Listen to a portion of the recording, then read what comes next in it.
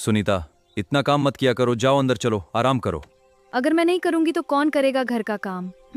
देख रहे हो बाबूजी, बीबी को अंदर ले गया कमरे में, और ये काम कौन करेगा? इतना गंदा पड़ा है यहाँ। उसकी बीबी है, वो अंदर ले जाए या बाहर बैठा है, तुझे क्या? तेरी बीबी तो बैठी है ना मायके, जाकर बुलाकर लाता क्यों नहीं उसको? तुझे दिखाई नहीं देता? मेरी बीवी पेट से है, फिर भी घर का काम कर रही है। अगर ज्यादा साफ सफाई का शौक है ना, तो तू अपनी बीवी बुलाकर ले आ।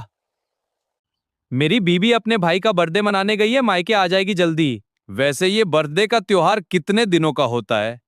बाबूजी, एक दिन का बर्थडे होता है और छोटे की बीबी को गए हुए पूरे 10 दिन हो गए हैं। जब भाभी जाती हो हम तो कुछ नहीं बोलते। देख सुनील, अभी की बात अलग है। अगर हरी की बीबी पेट से ना होती तो हमें तेरी बीबी की जरूरत भी नहीं थी। वैसे भी खाना ढंग से कब बनाती है वो? अगर खाना ढंग से नहीं बनाती तो बुलाई क्यों रहे उसे?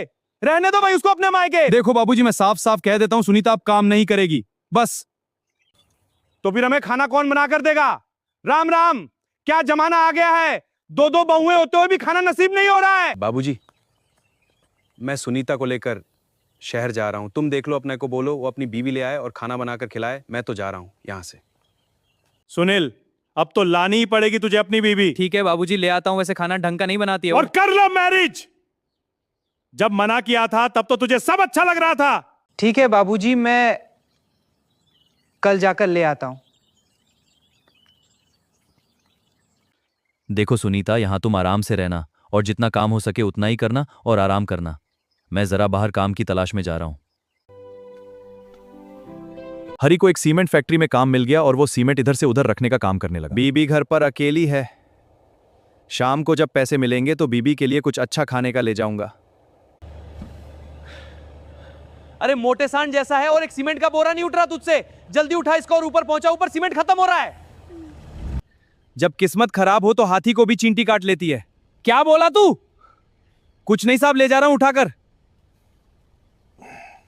हरी जब सीमेंट की बोरी लेकर ऊपर चढ़ रहा था तभी अचानक से उसका पैर फिसल गया और वो जोर से नीचे आकर लुढ़क कर गिरने लगा। हरी की बीवी एकदम हड़बड़ाहट में सोकर उठी। ये मैंने हरी के बारे में कैसा सपना देखा? हरी के ऊपर से गिरने की वजह से उसके दोनों घुटनों में चोट लग गई और जल्दी से हरी को एम्बुलेंस में डालकर अस्पताल पहुंचाया गया।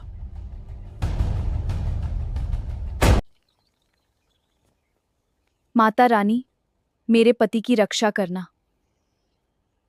आज से पहले तो मैंने ऐसा सपना कभी नहीं देखा। डॉक्टर साहब, मैं अपने पैरों पर चल तो पाऊंगा ना? अभी कुछ नहीं कह सकते हैं। डॉक्टर साहब, आप ऐसा क्यों कह रहे हो? मेरी बीवी घर पर अकेली है, वो प्रेग्नेंट है, मेरे सिवा उसका कोई नहीं है देखभाल करने वाला। देखिए, हम पूरी कोशिश कर रहे हैं। इधर हरी की बीवी पूछते पूछते उसकी फैक्ट्री में पहुंच गई। आज सुबह ही हरी ऊपर से गिर गया था, उसे बहुत चोट लगी है और उसे हॉस्पिटल में एडमिट किया। ये सुनकर सुनीता रोने लगी। भैया, जिस हॉस्पिटल में उनको एडमिट किया गया है, मुझे उसका एड्रेस बता दो। हाँ बहन, ये लो एड्रेस। सुनीता चौकीदार से एड्रेस लेकर वहां से दौड़ लगाना शुरू कर देती है।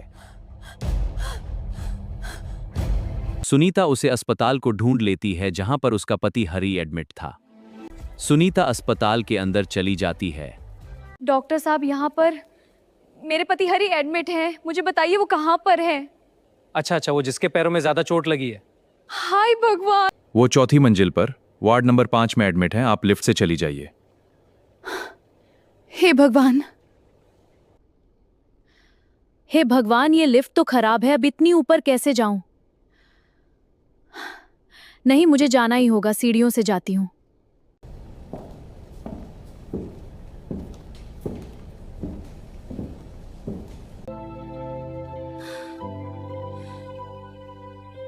हरी, हरी, हरी, ये क्या हो गया? सुनीता, तुम यहां कैसे आई? और वो भी इस हालत में? हरी, मैं सीढ़ियों से यहाँ तक मुश्किल से आई हूँ। क्या सुनीता, तुम चौथी मंजिल तक इस हालत में सीढ़ियां चढ़कर आई हो? हाँ हरी। तुम बैठ जाओ, उधर टेबल रखा है।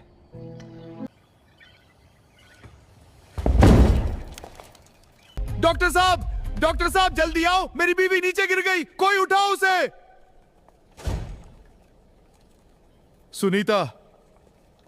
सुनीता ने 2 जुड़वा बच्चों को जन्म दिया।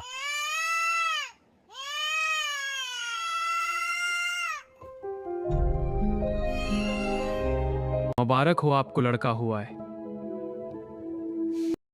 सुनीता को तो सिर्फ एक ही बच्चा दिया गया, लेकिन उसे ये नहीं पता था कि उसका दूसरा बच्चा उससे दूर कर दिया गया है।